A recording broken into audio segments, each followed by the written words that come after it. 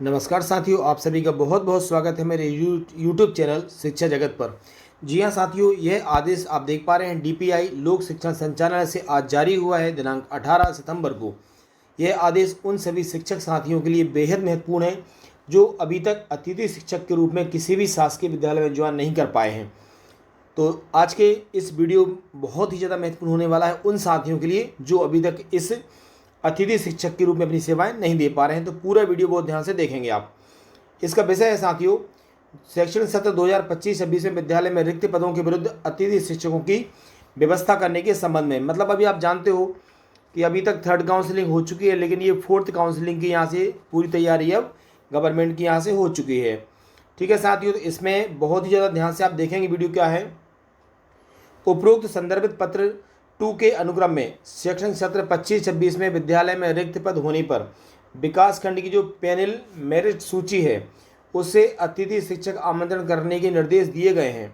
Education portal 3.0 पर शाला प्रभारी के लॉगिन पर विकास खंड एवं जिले का जो पैनल ऑनलाइन तैयार किया गया है, अतः उपरोक्त के अनुक्रम में शाला प्रभारी निम्नानुसार कार्रवाई कर सकेंगे।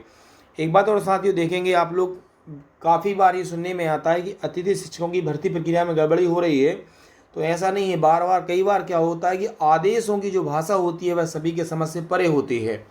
इस वजह से भी बहुत सारी जगह पे कन्फ्यूजन क्रिएट होता है। मेरी पूरी कोशिश होती है कि आपको बहुत ज़्यादा बारीकी से स्पष्ट शब्दों में आपको चीज़ें समझाऊँ। क्लियर है साथियों?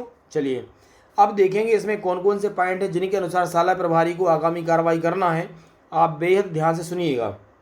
अब देखिए, पहला पॉइंट है कि विकास खंड की जो पैनल मेरिट सूची है उसमें समस्त आवेदकों की असहमति, और यदि या तो असहमति उन्होंने दे दी कि हमें नहीं करना ज्वाइन, या फिर क्या करना है वहाँ से आप देखेंगे आप लोग, इसको भी आप अच्छे समझिए।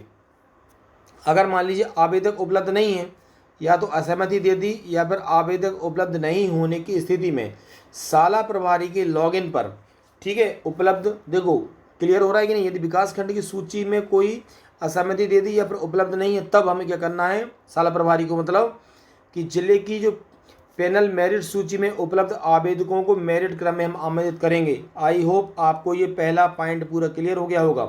यदि विकास खंड की जो मेरिट सूची है उसमें से देखेंगे, यदि उसमें जो शिक्षक हैं उन्होंने असहमति दे दी है या वो उपलब्ध नहीं है, फिर क्या होगा, जिले की जो मेरिट सूची है उसमें जो आवेदक हैं उनको मौका दिया जाएगा।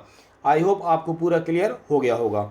अगला पॉइंट देखेंगे, यदि गत सत्र मतलब जो लास्ट हमारा सेशन है उसमें कोई आवेदक अतिथि शिक्षक के रूप में कार्यरत था, उसने काम किया है तथा वर्तमान में उसी विषय का पद क्या है, विद्यालय में रिक्त है पद, तो संचालनालय के इस पत्र के क्रमांक जो कि 26/25 में दिया था, इनके निर्देशों के आधार पर आवश्यकता है यदि हम, तो उसी आवेदक को यदि वह जिला और विकास खंड की पैनल में है तब उसे यथावत आमंत्रित किया जाएगा, लेकिन उसका इस सूची में होना अनिवार्य है।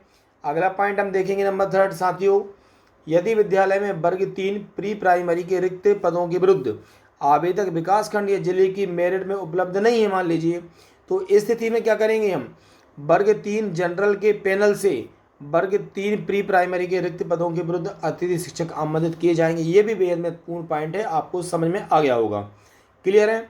वर्ग 3 की जो प्री प्राइमरी है इन पदों के विरुद्ध यदि मान लीजिए नहीं मिल रहे हैं, तो विकास खंड या जिले की जो हमारी सूची है उसमें उपलब्ध नहीं है, तो वर्ग 3 में जो जनरल की जो मतलब सामान्य जो है पैनल, उसमें से वर्ग 3 प्री प्राइमरी के रिक्त पदों पर हम अतिथि शिक्षकों को आमंत्रित करेंगे। चौथा पॉइंट, आप सभी जानते हो कि अतिथि शिक्षक की जो प्रक्रिया है पूर्णतः ऑनलाइन है। ऑनलाइन कैसे है, क्योंकि मेरिट सूची पैनल जो है वो पहले से ही विकास खंड और जिला स्तर पर उपलब्ध है। अतिथि शिक्षक का ऑफलाइन आमंत्रण किसी भी स्थिति में नहीं किया जा सकेगा, पोर्टल से ही उनकी ज्वाइनिंग हो रही है पूरी। और लास्ट पॉइंट आज देखेंगे हम कि समस्त अतिथि शिक्षकों को ऑनलाइन ई अटेंडेंस हमारे शिक्षक प्लेटफॉर्म के माध्यम से प्रतिदिन उपस्थिति दर्ज करनी है, और उनकी उपस्थिति जो ई अटेंडेंस उसी के आधार पर मान्य कर उनके मानदेय का भुगतान किया जाएगा। तो आई होप आपको ये पूरा का पूरा आदेश जो है साथियों समझ में आ गया होगा। फिर भी यदि आपको किसी भी तरह की कोई परेशानी जाती है तो मुझे आप कमेंट बॉक्स में मैसेज कर सकते हैं। और जो ऐसे साथी जो चैनल पर पहली बार आए हैं, आप सभी से ये रिक्वेस्ट है, यदि आप शिक्षा विभाग की समस्त जानकारी को पूरी विश्वसनीयता के साथ चाहते हैं तो चैनल को सब्सक्राइब जरूर करें। आप सभी का बहुत बहुत धन्यवाद।